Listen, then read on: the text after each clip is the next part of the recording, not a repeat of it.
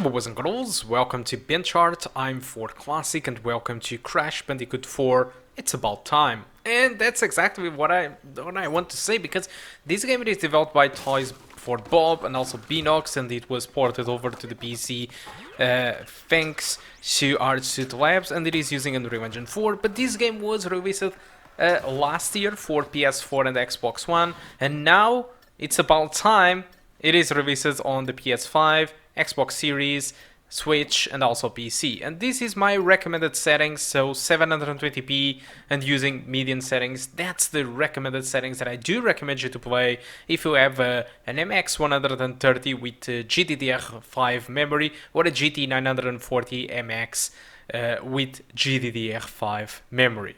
Alright, so the requirements, they don't really specify that much. It's the typical requirements of nowadays, so a GTX from the 600 series and an AMD Radeon HD 7950. But whatever those requirements are, I decided to take the test, and this is the performance that I did get. So at maximum settings, the game started to drop below 30 frames per second at 720p. High settings provides a frame rate above 30. Same can be said about median, and same can be said about low.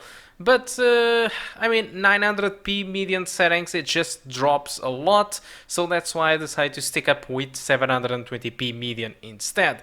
So, despite the 720p high settings does provide, you know, a minimum above 30 frames per second, and as you can see in here, the thing is, I prefer to have a little bit of margin for levels that might be more demanding. And it's not only that, cutscenes inside this game are obviously more demanding than the gameplay, and these results were gathered during the benchmark sequence of the game, and the benchmark sequence of the game doesn't contain any cutscene.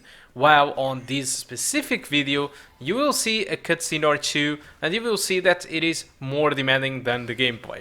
But the thing is, cutscenes are not playable moments, so most of the people don't care if you get drops below 30 or 60 frames per second, whatever it is your target, because you are not playing, and because of that same reason, it is not as distracting as or is in a gameplay moment. So that's why I did approve those benchmark sequences, because I think we should have frame rate where it needs to be at, and that is on the gameplay sequences. So 720p median settings delivers very good visuals. In fact, also the High and Ultra doesn't look too much better in my opinion, but the low settings, it is where I noticed a drop in quality, especially in reflections, which screen space reflections gets disabled in the low settings, and also some draw distance elements. But still, whatever the settings you go with this game, if you prefer to go with low settings, that's fine, because the game still looks very, very good at low settings if you want. But since I want to target 30 frames per second in this game, I thought that probably median settings 720p, it was the better choice for me. But that's completely up to you. You have the results. The results are there. I did show you to you. So you choose what you feel like to be the better thing to play this game. So that's about it on the performance side. But I mean, what about the game?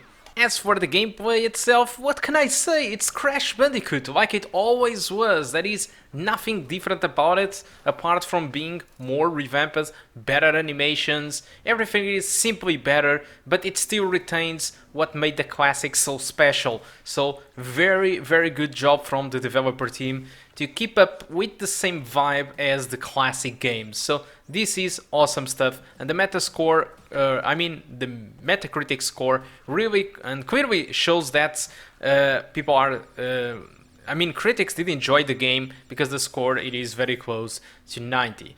So unfortunately, there are some things that doesn't make sense on the PC version.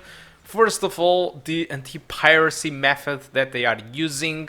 So first of all, this game, it is an exclusive to the Battle.net store, which is the store that you need to have if you want to play, for example, Call of Duty Warzone. So it's an exclusive to that specific store, which means that you can't buy this game for Steam or even Epic Games. Alright, it's an exclusive to Battle.net. It might put some people off because of that.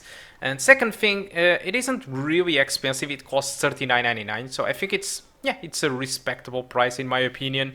So I'm not going to argue about the price because it seems fine. I have seen worse case of many other games that weren't really that great and cost more. So $39.99, it is not expensive for the game that it is.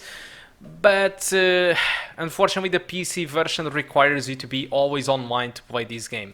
And it's not because this game have online features on anything like it. No, it's because of the anti-piracy methods that they are using it. So I wouldn't be entirely pissed off if these things would simply work. But what really pisses me off is that this game requires you to be online in order to play this game, and the game it is also available out there on piracy boats, if you know what I mean. So these specific piracy methods, which forces you to play online, you that did pay $39.99 for this game, it just didn't work out because the game is just out there, available to anyone that wants to play the game. So, which is disappointing. In my opinion, I think that Activision, Binox, or Artsuit Labs, or whatever, should simply disable this anti-piracy method, since it's just simply, it isn't working. People are playing this game for free at the moment, and they don't need to be online. So why the hell you that pay for this game need to be online in order to play this game? So please, Artsuit Labs, remove that crap, because it is simply not working and you are pissing people off that did pay for the game. So apart from that, there's nothing that I can say more about the game. It's Crash Bandicoot, so if you did enjoy the predecessors, I'm pretty sure you're going to love this one, and that's what I have to say about it. So guys, I think that's all. Hope you keep enjoying the rest of the gameplay, and I do hope to see you soon. Goodbye.